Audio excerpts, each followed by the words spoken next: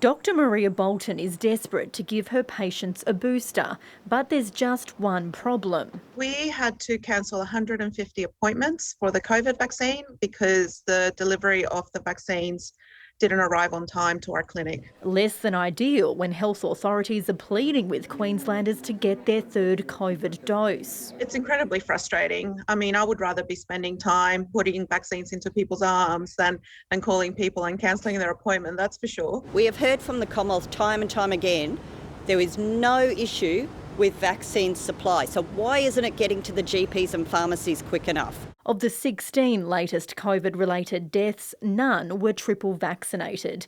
The Queenslanders were aged in their 70s, 80s, 90s and over 100. The virus does seem to be finding older people who have not received that third dose. Since the border reopened in mid-December, there have been 45 COVID-related fatalities.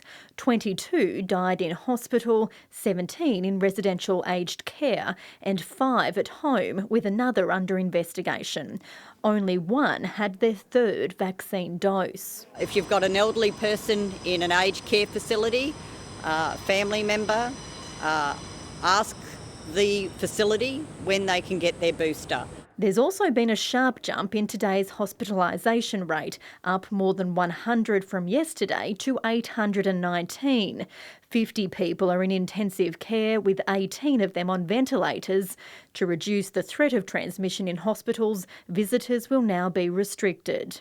2 people in wards and 1 additional person, in addition to the patient themselves, who can attend in an emergency department. Nearly 16,000 new COVID cases were reported today, with the peak still expected at the end of this month.